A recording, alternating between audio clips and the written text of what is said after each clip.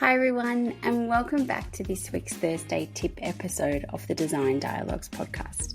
I'm your host, Beth, and today we're diving into a topic that can truly transform your studio from a place of stress and overwhelm to a well-oiled machine. That is a standardized process.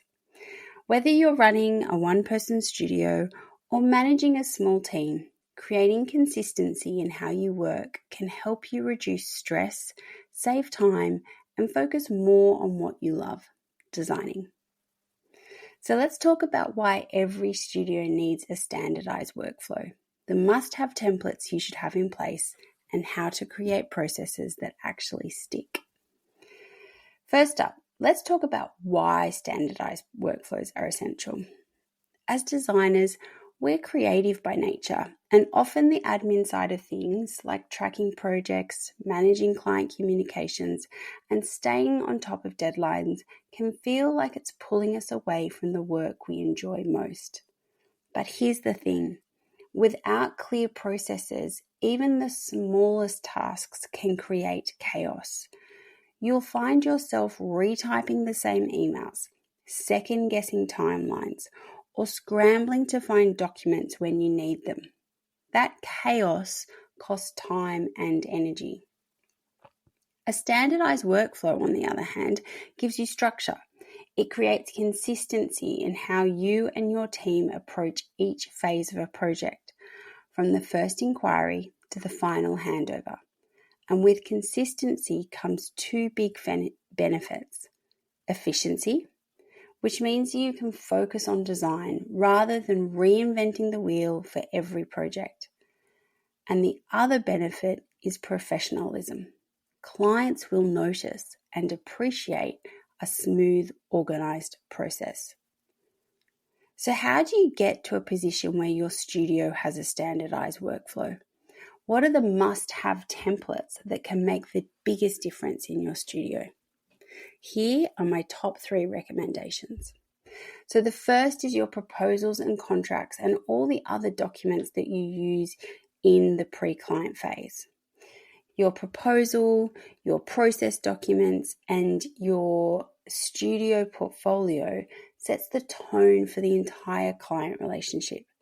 Having a clear process that you follow in this pre-client phase is so important, and having the documents you use in this phase set up well will give you so much more confidence when it comes to selling your services as an interior designer. I speak about this a lot in my course, The Process, which guides you through how to take an inquiry to a signed contract with ease.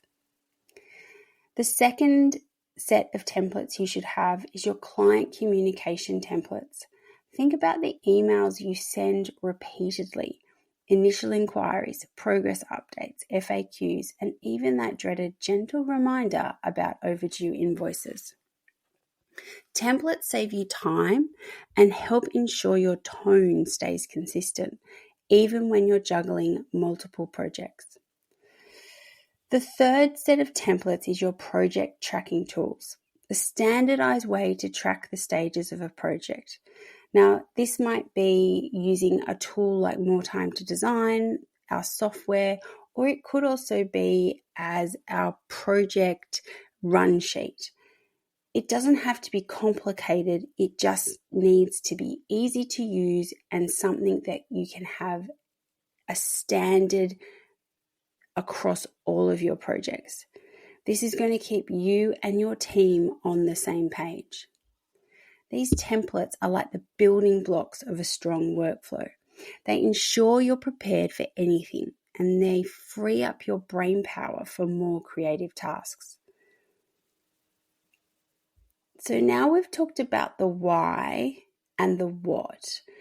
Let's talk about how you create processes that stick. Because this is the thing.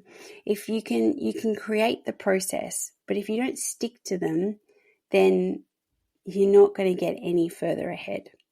So here's a few things to think about to get you on your way. The first is to audit your current workflow. Take a step back and look at your current processes. What are the bottlenecks? Where are the problems? What tasks take longer than they should? This will help you identify where standardized processes are most needed. Start small. Don't try to overhaul your entire studio overnight. Begin with one area, like your onboarding processes or client communications, and build from there. I always think that it's really nice to aim for one new process documented every week.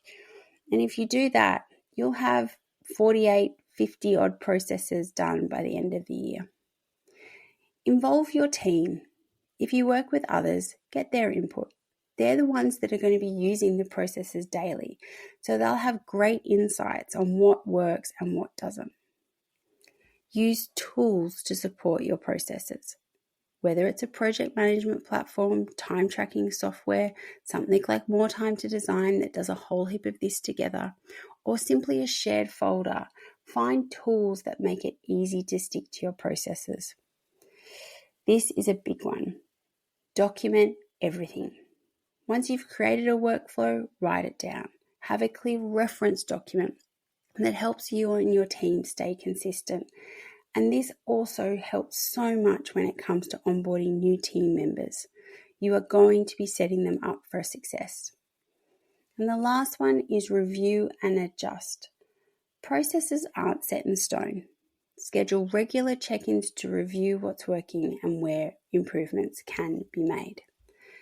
The key is to think of your processes as a foundation. They give you structure, but they are also flexible enough to evolve as your studio grows. Standardized processes might sound boring at first, but they're actually the secret to a thriving, low-stress design studio. They give you consistency, help you reclaim time, and let you focus on the work you're passionate about. If you don't know where to start, focus on creating templates that you will use in your pre-client phase. This is the place that I always think to start. Just start at the start of the process and then just build your processes step by step. I hope this has given you food for thought on where to start with creating a standardized workflow in your studio. Of course, if you would like my help when it comes to having better systems and processes in your business, book in for a health check, take our course The Process, or have a look at the resources in the resource stockroom. If you found this helpful, I'd love for you to share it with a fellow designer or leave a review. It helps us reach even more people. I'll see you next week for our next Design Dialogue.